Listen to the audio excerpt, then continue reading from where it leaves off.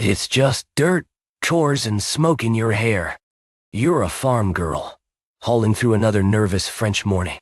Then your mouth betrays you. You start saying God picked you for something bigger. No lightning. No proof. Just you, insisting. Now the neighbors stare like you're either holy or breaking. The war isn't even the strangest thing anymore. Your own village suddenly feels fake. So how do you leave it? Now your own house becomes the first prison. Your father pushes back. Neighbors mutter. Everyone hears the same sentence from you again and again. You have to go. Not later. Now. Which is a terrible thing to say when you are a teenage farm girl with no money, no rank, and absolutely no official lane for God told me so. So chores start feeling fake. The wool in your hands feels like a lie. The field, the smoke, the bread, all of it suddenly looks like a life meant for somebody else. Your family thinks this is protection. Keep you home. Keep you normal. Keep you alive. Instead, they become the wall you have to climb first. And here's the twist. Being too unimportant to matter starts making you harder to explain. A noble acting dramatic is politics. A peasant girl refusing ordinary life is unsettling. People don't know whether to laugh, pray, or back away slowly. So you leave. Then get dragged back. Then push again. You start aiming higher than the village. You go to local men with swords and authority and ask for the most ridiculous favor possible. Escort me through a war zone so I can speak to the uncrowned king. That should end with a door slammed in your face. It doesn't. At first you get stalled, brushed off, tested. Then one captain finally stops treating you like a joke for 5 seconds too long. That is all you need. A crack. A hearing. A maybe. Soon maybe turns into movement. Now the road is mud, winter, and the very practical chance of being robbed, caught, or killed. Safety means dressing like a male traveler. The same people who want you protected now need you disguised. So, the outfit that keeps you alive also gives future enemies new material. Convenient. You ride anyway. Town to town. Gate to gate. Every mile should expose you as nonsense. Instead, every mile survived makes your claim look heavier. If a girl like you crosses hostile country and keeps arriving, people start calling that a sign. Then suddenly you are in rooms built to exclude you. Stone walls. Better cloth. Better manners. Same fear underneath. Clerics question you. Courtiers stare. You have no title, no schooling, no business being there. But the kingdom is desperate enough that impossible hope gets a seat.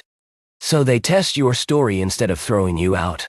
And because the uncrowned king is unsure enough to need anything that smells like rescue, your presence stops being a scandal and starts becoming an option.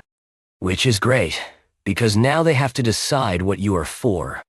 Court stops treating you like a riddle and starts dressing you like a solution. They put armor on your body. Real armor. Cold at first, then crushing. You go from farm clothes and smoke smell to polished metal, a warhorse, an escort, and men opening space when you walk. Yesterday, you are a peasant girl with dirt under your nails.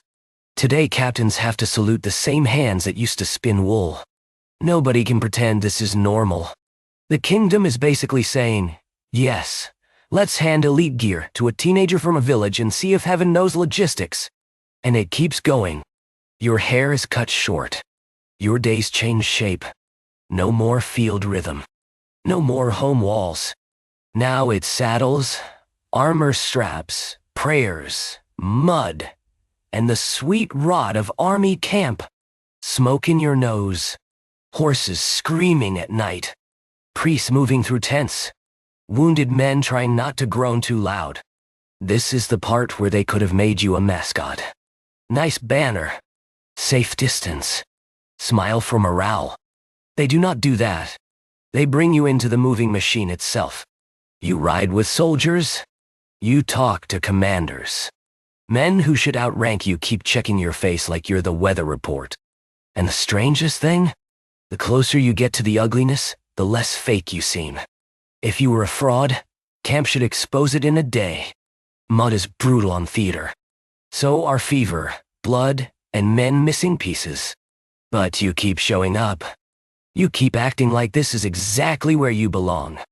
That starts changing other people before it changes the war. The swearing eases when you're near. Some clean themselves up. Some confess. Some stop acting like doomed livestock and start acting like they might actually survive this. Not because the numbers changed. Because your certainty is becoming contagious. Then comes the real test. Not court. Not sermons. Actual fighting. You move close enough that arrows can find you.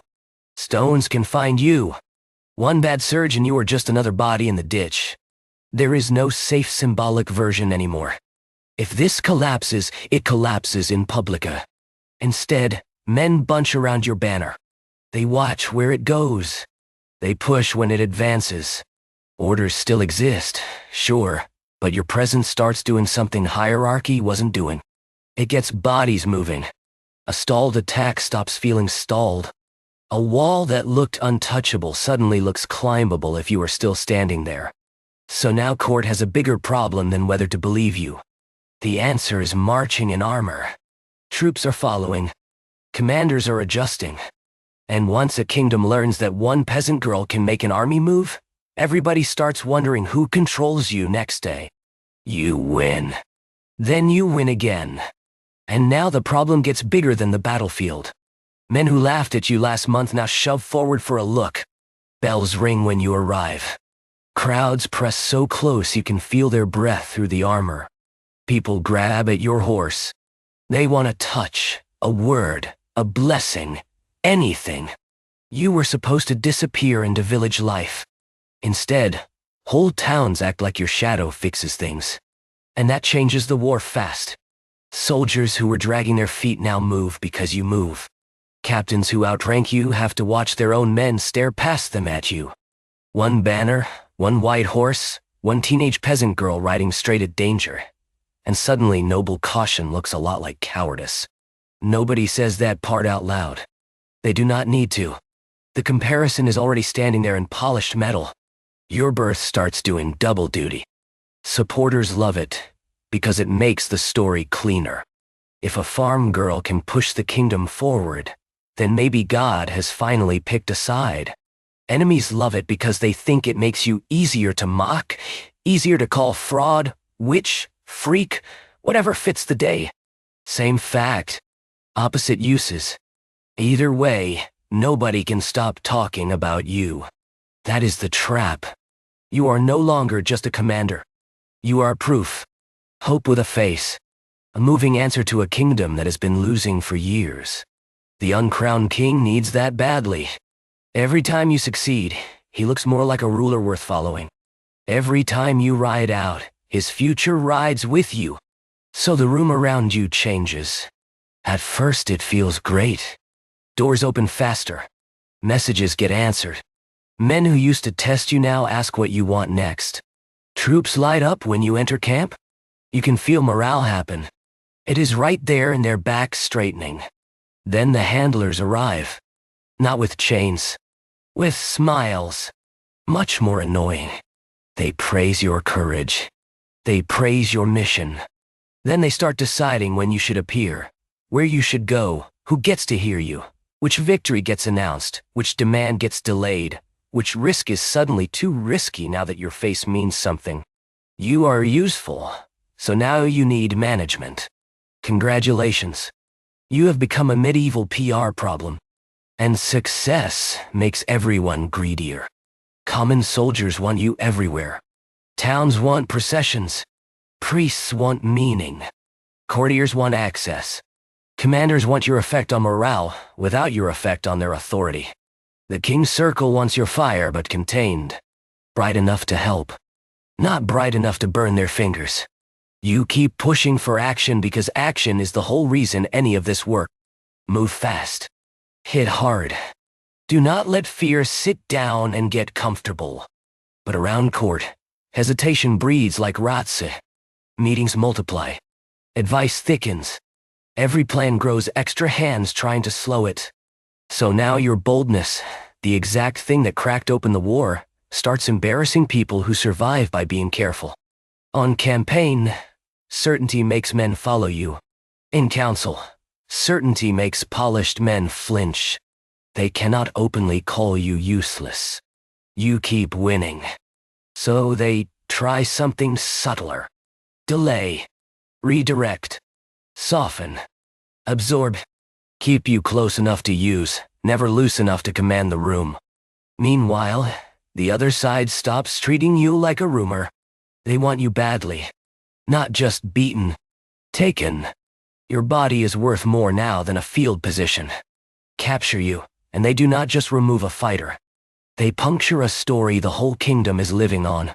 That changes how every ride feels. Every wall is higher. Every sortie is heavier. If you get hit, it is not just blood. It is headlines, panic, sermons, gossip, blame. You are still a teenager in armor. But people carry you around like a state asset with a heartbeat. And when things go right, heaven gets the credit and the crown gets the glow. When things stall, eyes slide toward you. Maybe you asked too much. Maybe you pushed too hard. Maybe the miracle girl has become inconveniently mortal. That is when the support starts feeling rented. They still cheer. They still stare. They still need you. But the leash is there now, hidden under silk and ceremony. You pull for momentum. The court pulls back for caution.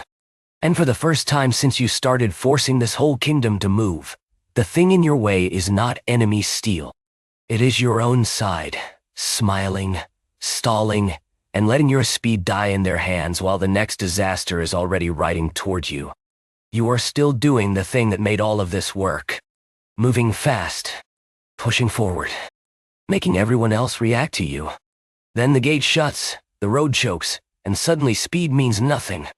You get cut off in the fighting and surrounded. Not dramatic. Not clean.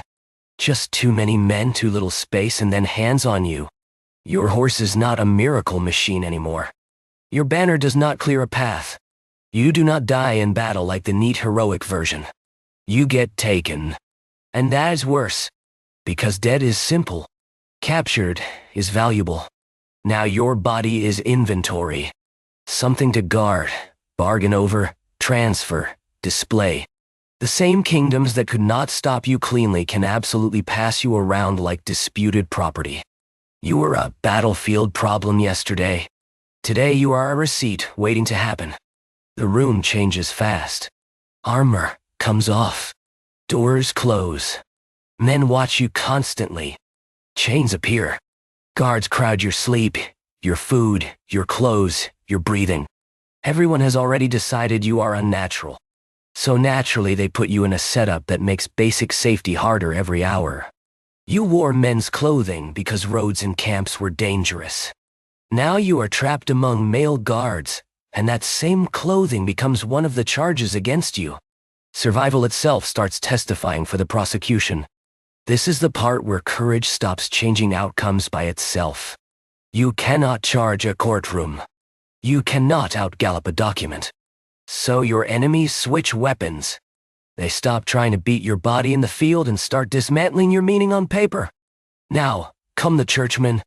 Questions. More questions. The kind that look holy and work like tripwires. Did the voices really speak? What did they wear? What did they say? Why did you dress this way? Why did you leave home? Why did men obey you? Every answer has two bad endings.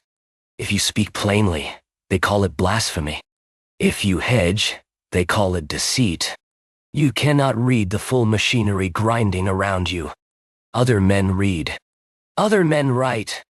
Other men decide what your words officially become. Imagine your life going on trial in a language of paperwork you cannot verify.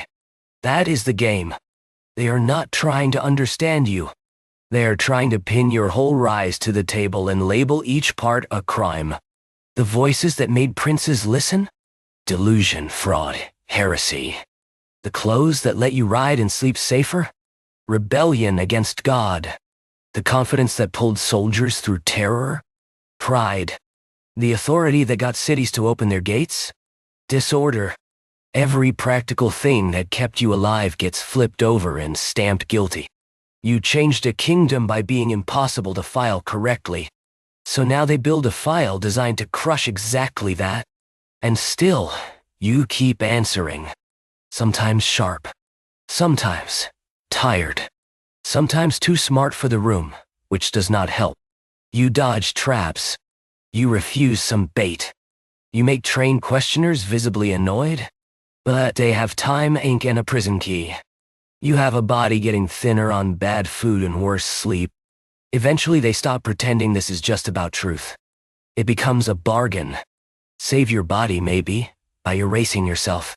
Admit the voices were false. Admit the mission was false. Admit the peasant girl the armies followed was a mistake, a fraud, a costume with good timing. Say that, and maybe you do not burn. That is the offer. Live, but only if you help them destroy the version of you that changed everything. So under threat, under pressure, under a sky full of firewood they want you to imagine very clearly, you bend. Briefly, you accept terms. You sign or mark what they put in front of you. Life is promised. Not freedom. Not honor. Just not dying today. And even that bargain is rotten on contact. You are still in custody. Still vulnerable. Still surrounded by men. Still dealing with the same clothing problem that never stopped being practical. If you put on women's dress and it leaves you exposed, you lose. If you return to male dress for protection, they call it relapse. Your body is trapped inside a legal snare built out of fabric. So the thing they call mercy turns out to be another corridor with no door. You do not get your old self back. You do not even get a stable lie to live inside. They want submission without remainder. Silence with a pulse. Instead, you take yourself back in the only way left. You return to your original claims. The voices are real. The mission was real. You did what you believed you were told to do. Maybe that saves your soul. It absolutely wrecks your case. Because now the judges have what they wanted all along. Not just a captive. Not just a defeated symbol. A formal excuse. A signed surrender. A reversal. And then your refusal to stay erased. The paperwork finally catches up with the fear you caused on the battlefield. And outside that cell, they are already preparing to turn one living problem into a lesson everyone can see. Now they finally have what they wanted. Paper. Verdictic. Permission. So they drag you out where people can see. No horse now. No armor. No banner snapping over your head. Just rope, guards, and a body that used to make armies move. That reversal lands hard. Months ago, crowds looked up at you. Now they line the route and watch you get marched like a warning label. Same city logic. Same public theater. Different costume. Order, apparently, looks a lot like humiliating a teenager in front of strangers. You keep moving because they make you move. Wood stacked high. Stake waiting. Clerics talking. Officials making sure everyone understands this is not just a death. It is a lesson. They want the crowd to watch the symbol come apart in real time. But crowds are rude like that. They do not stay on script. Some stare. Some pray. Some want proof they were right to fear you. Some want proof you were fake all along. And some are watching with that terrible look people get when they realize power is over-explaining itself. If you were only a deluded farm girl, this much effort is weird. If you were nothing, why does it take judges, soldiers, sermons, and firewood to make sure you stop mattering? Then the fire starts. Smoke first. Heat next. The kind that crawls up your face before it hits your skin. Your last public appearance is the exact opposite of your first victories. Back then you arrived in motion and everybody else reacted. Now they pin you still and insist that stillness means they won. Except even here, they cannot make one clean meaning stick. You die, and the argument gets worse. To one person, you are a fraud getting exposed. To another, a holy girl murdered by men with paperwork. To another, a danger finally contained. To another, something harder than all that. Not normal. Not tidy. Not gone in the way they paid for. That is the part they cannot control. Fire destroys a body fast. It does nothing for a story people are already carrying home. So the pieces scatter. The uncrowned king you shove toward legitimacy keeps the benefits. He gets the victories, the glow, the survival. Conveniently, he does not need your actual voice anymore. Dead heroes are much easier than living ones. They do not interrupt meetings. They do not demand action. They do not keep proving they were right. Clerics reuse you too, but in opposite directions. One set points at your trial-like doctrine can crush charisma. Another side keeps circling back to the visions because once a peasant girl changes a war, the vision stops sounding easy to dismiss. Common people do their own version. They trade the story. Farm girl to commander. Prisoner to spectacle. Smoke to legend. And the punishment becomes part of the legend. Your end warns every future outsider exactly what happens when they step too far out of line. It also does the opposite. It proves a girl from nowhere got far enough that kings, bishops, and soldiers had to build a whole machine just to erase her. So your armor survives better as an image than an authority. Your command is dead. Your symbol is suddenly everywhere. They kill the woman and free the idea. And once that idea is loose, everyone grabs it, bends it, prays to it, weaponizes it, cleans it up, dirties it again. Which leaves one ugly question already forming in the smoke. If they could only tolerate you once you were dead, what exactly were they afraid you might do alive?